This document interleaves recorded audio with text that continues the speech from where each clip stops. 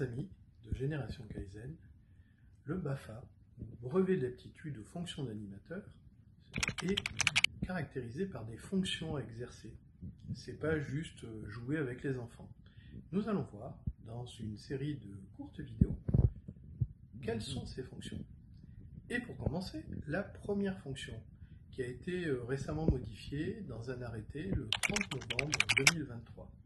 Alors elle est très compliquée, je ne vais pas vous la lire d'une traite, vous la verrez à l'écran, mais elle se compose de plusieurs éléments. Tout d'abord, un élément déjà ancien, depuis 2007, assurer la sécurité physique et morale des mineurs. Alors on comprend assez bien les questions de mise en danger, de surveillance renforcée, liées notamment à la sécurité physique, mais la sécurité morale semble gêner parfois beaucoup d'animateurs et de directeurs qui parlent de sécurité affective. C'est dire si effectivement la question morale est toujours importante. Il faut que les adultes qui s'occupent des enfants ou des adolescents aient finalement une morale. Et c'est là où c'est difficile à déterminer quelle est la morale prévue par les textes. Alors, on peut considérer que déjà se respecter, éviter la violence, bien poser les règles de vie, avoir un régime de sanctions qui soit plus de l'ordre de la réparation, qui soit proportionné, tout ça, ça participe de la sécurité morale. Alors il y a un autre aspect qui a été rajouté en 2015, c'est la prévention. Et oui, les animateurs BAFA, alors dès 16 ans, si tu commences le BAFA, eh bien à l'issue de ta formation générale, tu seras amené à exercer cette première fonction de faire de la prévention. Alors de la prévention, ça ne se décide pas tout seul en fonction de ses valeurs ou de ce que l'on pense. Ça se construit, nous dit le texte, dans un projet pédagogique adapté. Et c'est là toute l'importance du projet pédagogique, dont je reparlerai dans une autre vidéo, puisque c'est quelque chose qui doit être vraiment discuté avec le directeur et aussi l'organisateur de l'accueil collectif de mineurs.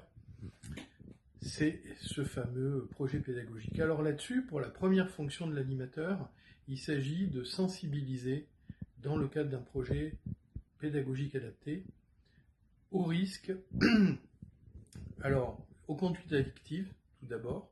On voit bien la drogue, le tabac, la surexposition aux écrans lumineux, les médias sociaux, peut-être même les sucreries, en particulier pour les plus jeunes. Et aussi les comportements déviants, en fait.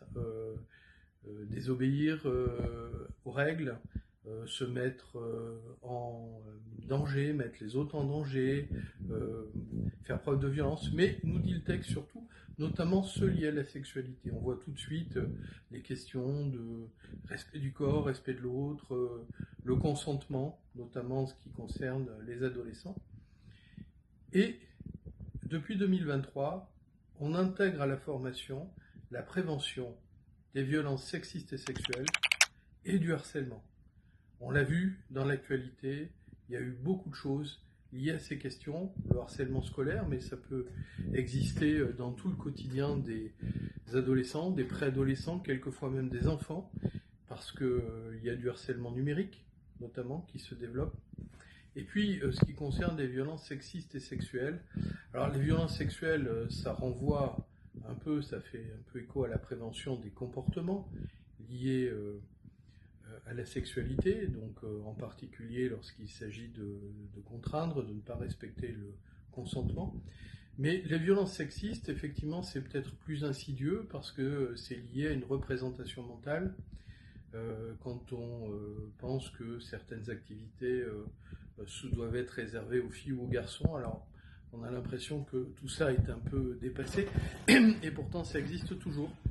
Donc c'est quelque chose auquel il faut être attentif pour permettre la liberté de choix de l'enfant, ou plus généralement du mineur, parce que les accueils collectifs de mineurs s'adressent à tous les moins de 18 ans, donc à partir d'un certain âge, on parle plutôt d'adolescents, de jeunes, bientôt d'adultes.